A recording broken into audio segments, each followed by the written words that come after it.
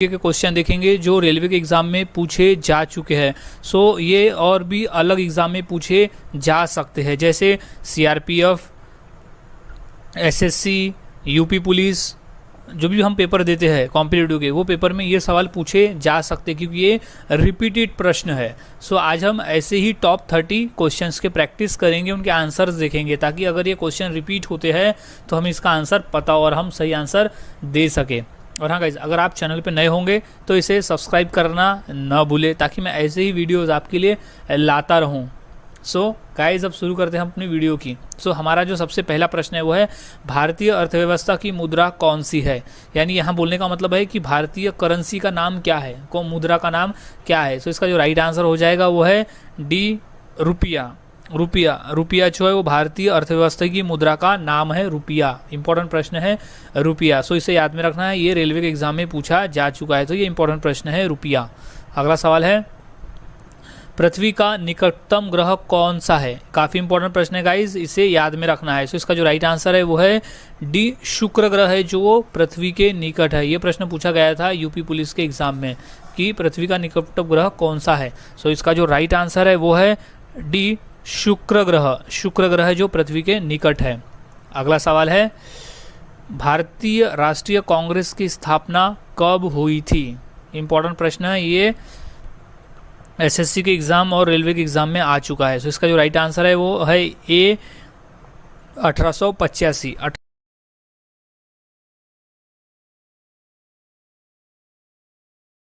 में भारतीय राष्ट्रीय कांग्रेस की स्थापना हुई थी, तो याद रखें 1885। अगला सवाल है, अशोक चक्र में कितनी तीलियां होती है। ये सवाल बेसिक है, लेकिन ये सवाल 2 से 3 बार पूछा गया है, तो ये भी इंपॉर्टेंट की श्रेणी में आता है। सो इसका जो राइट आंसर है वो है बी, 24, 24 अशोक चक्र में 24 तीलियां होती है, 24। अगला सवाल है, क्रिकेट का जन्मदाता कौन से देश को कहा जाता है। काफ़ी इंपॉर्टेंट प्रश्न है, याद में रखना है, ये यूपी पुलिस के एग्ज़ाम में आ चुका है। सो इसका जो सही आंसर है वो है ए, इंग्लैंड। इंग्लैंड देश में शुरुआत हुई थी क्रिकेट खेलने की, तो उसे क्रिकेट का जन्मदाता कहा जाता है, इंग्लैंड। अगला सवाल है, इलेक्ट्रॉनिक नगर के नाम से किस शहर को जाना जाता है। इलेक्ट्रिक नगर के नाम से भारत के वो कौन से शहर को जाना जाता है। इंपॉर्टेंट प्रश्न है, यूपी पुलिस के एग्जाम में ये प्रश्न आ चुका है। सो याद में रखें, इसका जो राइट आंसर हो जाएगा वो है बेंगलुरु। बेंगलुरु को इलेक्ट्रॉनिक नगर नाम से भी जाना जाता है, इलेक्ट्रॉनिक नगर नाम से भी इसे जाना जाता है बेंगलुरु को। अगला सवाल है, अमेरिका की खोज किसने की। अमेरिका की खोज किसने की, तो इसका जो राइट आंसर हो जाएगा वो है सी, कोलंबस ने की थी, कोलंबस ने। और जबकि भारत की खोज वास्को दी गामा ने किया था। सो राइट आंसर है इसका कोलंबस, अमेरिका की खोज। अगला सवाल है, ओजोन परत कहाँ पाई जाती है। काफ़ी इंपॉर्टेंट प्रश्न है ये, इसे ध्यान में रखना है। सो इसका जो राइट आंसर हो जाएगा वो है ऑप्शन डी, समताप मंडल में ओजोन परत पाई जाती है, समताप मंडल में ओजोन परत पाई जाती है। अगला सवाल है, मोनालिसा का सुप्रसिद्ध चित्र किसने बनवाया था। इंपॉर्टेंट प्रश्न है गाइस, ये यूपी पुलिस और सीआरपीएफ के पेपर में ये प्रश्न पूछा जा चुका है। मोनालिसा का चित्र किसने बनवाया था। सो इंपॉर्टेंट प्रश्न है, इसका आंसर हो जाएगा option C, Leonardo da Vinci चित्रकार थे जिन्होंने मोनालिसा का सुप्रसिद्ध चित्र बनवाया था। अगला सवाल है, भारत सेवक समाज की स्थापना किसने की थी। इंपॉर्टेंट है, ये रिपीटेड प्रश्न है यूपी पुलिस में। सो इसका जो राइट आंसर हो जाएगा वो है ऑप्शन बी, गोपाल कृष्ण गोखले ने भारत सेवक समाज की स्थापना की थी, गोपाल कृष्ण गोखले। अगला सवाल है, मानव शरीर में कुल कितनी हड्डियां होती है। इंपॉर्टेंट प्रश्न है, ये प्रश्न रिपीटेड है, ये प्रश्न एसएससी, सीजीएल में और रेलवे के पेपर में 2 बार पूछा जा चुका है। सो इसका जो राइट आंसर है वो है 206। मानव शरीर में कुल 206 हड्डियां होती है मानव शरीर में कुल 206 हड्डियाँ होती है, लगभग 206 हड्डियाँ होती है। अगला सवाल है, शांति घाटी किस राज्य में स्थित है? इंपॉर्टेंट प्रश्न है, यूपी पुलिस के एग्जाम में ये 2 बार पूछा जा चुका है। शांति घाटी स्थित है केरल में, केरल राज्य में शांति घाटी स्थापित है। शांति घाटी जो है वो केरल राज्य में है, शांत घाटी या शांत घाटी। अगला सवाल है, WTO का मुख्यालय कहाँ है? WTO यानी होता है वर्ल्ड ट्रेड ऑर्गेनाइजेशन, यानी विश्व व्यापार संगठन। कहाँ है इसका मुख्यालय, कहाँ है? तो इसका जो राइट आंसर है वो है बी, जेनेवा। जेनेवा में। इंपॉर्टेंट प्रश्न है, ये एसएससी के पेपर में आ चुका है। सो जेनेवा में है वो WTO यानी वर्ल्ड ट्रेड ऑर्गेनाइजेशन, विश्व व्यापार संगठन। अगला सवाल है, नेहरू ट्रॉफी किस खेल से संबंधित है? इंपॉर्टेंट प्रश्न है, वो कौन सा खेल है जिसको जीतने पर नेहरू ट्रॉफी दिया जाता है? तो इसका जो राइट आंसर है वो है सी, फुटबॉल। फुटबॉल से नेहरू ट्रॉफी फुटबॉल से संबंधित है, फुटबॉल खेल में नेहरू ट्रॉफी दिया जाता है, याद में रखिए। अगला सवाल है, सूर्य के सबसे निकट कौन सा ग्रह है? इंपॉर्टेंट प्रश्न है, ये प्रश्न यूपी पुलिस में और रेलवे में पूछा जा चुका है कि सूर्य के सबसे निकट कौन सा ग्रह है। सो इसका जो राइट आंसर हो जाएगा वो है बी, बुध ग्रह। बुध ग्रह जो है वो सूर्य के सबसे नज़दीक वाला ग्रह है। बुध ग्रह जो है वो सूर्य के सबसे नज़दीक वाला ग्रह है, याद में रखे इसे, इम्पोर्टेंट है। अगला सवाल है, महात्मा गांधी का राजनीतिक गुरु कौन था? इंपॉर्टेंट प्रश्न है ये, महात्मा गांधी का राजनीतिक गुरु कौन था? यानी महात्मा गांधी किसे अपना राजनीतिक गुरु मानते थे? सो इंपॉर्टेंट प्रश्न है ये, प्रश्न रिपीटेड है यूपी पुलिस में, एलआईसी के पेपर में और एसएससी के पेपर में भी ये प्रश्न आ चुका है। सो इसका जो राइट आंसर हो जाएगा वो है बी, गोपाल कृष्ण गोखले। गोपाल कृष्ण गोखले को महात्मा गांधी अपना राजनीतिक गुरु मानते थे। So right answer is Gopal Krishna Gokhale. Gopal Krishna Gokhale is right answer.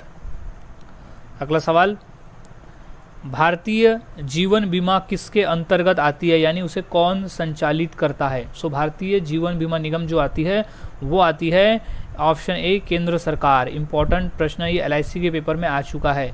So important है ये कि भारतीय जीवन बीमा जो है वो केंद्र सरकार के अंतर्गत आती है, केंद्र सरकार उसे संचालित करता है, यानी उसकी जो पूरा देखरेख है वो केंद्र सरकार ही करता है। अगला सवाल है, भारतीय जीवन बीमा निगम का मुख्यालय कहाँ है? इंपॉर्टेंट प्रश्न है, ये भी पेपर में आ चुका है, आरआरबी के पेपर में, रेलवे के पेपर में आ चुका है। सो इसका जो राइट आंसर है वो है बी, मुंबई में। मुंबई भारतीय जीवन बीमा निगम का मुख्यालय है मुंबई में। इंपॉर्टेंट प्रश्न है, याद रखें, भारतीय जीवन बीमा का जो मुख्यालय है वो मुंबई में है। अगला सवाल है, भारतीय रिजर्व बैंक का मुख्यालय कहाँ है? इंपॉर्टेंट प्रश्न है ये, भारतीय रिजर्व बैंक का मुख्यालय कहाँ है? सो इसका जो राइट आंसर हो जाएगा वो है बी, मुंबई। भारतीय रिजर्व बैंक का जो मुख्यालय है वो मुंबई में है। इंपॉर्टेंट प्रश्न है, मुंबई भारतीय रिजर्व बैंक का मुख्यालय है मुंबई में। अगला सवाल है, भारतीय वायुसेना का नियंत्रण कौन करता है? इंपॉर्टेंट प्रश्न है ये, भारतीय वायुसेना का नियंत्रण कौन करता है? सो इसका जो राइट आंसर है वो है डी, वायुसेना महानिदेशक। वायुसेना महानिदेशक जो है वो भारतीय वायुसेना का नियंत्रण करता है। इंपॉर्टेंट प्रश्न है, इसे ध्यान में रखना है कि वायुसेना का नियंत्रण जो करता है वो करता है वायुसेना महानिदेशक। अगला सवाल है, भारतीय वायुसेना का मुख्यालय कहाँ स्थित है? भारतीय वायुसेना का मुख्यालय कहाँ है? गाइस काफ़ी इंपॉर्टेंट है ये प्रश्न, यूपी पुलिस में और बिहार में जो एग्जाम होते हैं वहाँ पे पूछा गया था, और एसएससी के पेपर में भी आया है, आरआरबी के पेपर में भी ये पूछा गया है कि वायुसेना का मुख्यालय कहाँ स्थित है। सो इससे काफ़ी इंपॉर्टेंट कर ली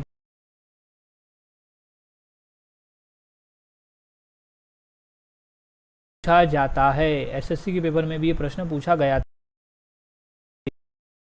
नई दिल्ली में भारतीय वायुसेना का मुख्यालय है, नई दिल्ली में, याद रखें, नई दिल्ली भारतीय वायुसेना का मुख्यालय है नई दिल्ली में, भारतीय वायुसेना का मुख्यालय है नई दिल्ली में। अगला सवाल है, करो या मरो का नारा किसने दिया था? करो या मरो का नारा किसने दिया था? इंपॉर्टेंट प्रश्न है ये, आरआरबी में 2 बार, एसएससी में और यूपी पुलिस में जो एग्जाम हुआ था उसमें भी आया था, और एलआईसी के पेपर में भी ये क्वेश्चन और एमपीएससी के पेपर में भी ये आ चुका है ये प्रश्न कि करो या मरो का नारा किसने दिया था। सो इसका जो राइट आंसर है वो है ऑप्शन ए, महात्मा गांधी। महात्मा गांधी जी ने करो या मरो का नारा दिया था। आज़ादी के समय जब लड़ाई लड़ रहे थे तो उन्होंने करो या मरो का नारा दिया था। काफ़ी इंपॉर्टेंट प्रश्न है, इसे याद में रखें। अगला सवाल है, मलेरिया किसके कारण होता है? मलेरिया जो रोग है वो किसके कारण होता है? इंपॉर्टेंट प्रश्न है, ये प्रश्न एसएससी के पेपर में आ चुका है। सो इसे इंपॉर्टेंट की श्रेणी में डाल दें।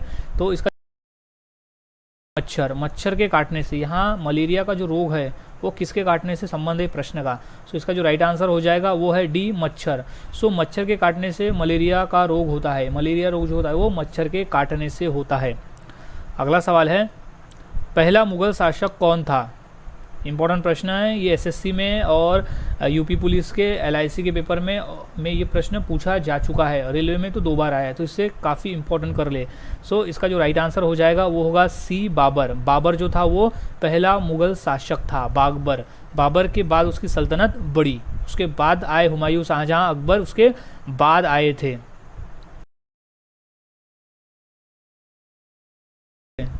सो राइट आंसर इज बाबर।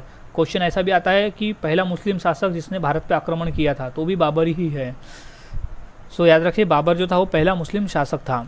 अगला सवाल है, कुत्ते के काटने से कौन सी बीमारी होती है? इंपॉर्टेंट प्रश्न है, ये प्रश्न आ चुका है आरआरबी के पेपर में। कुत्ते के काटने से कौन सी बीमारी होती है? तो इसका जो राइट आंसर है वो है सी, रेबीज। रेबीज नामक बीमारी कुत्ते के है, इसलिए आजकल रेबीज के टीके भी लगाए जाते हैं ताकि कुत्ता अगर काटे तो उसका जो वायरस है वो शरीर में ना फैले।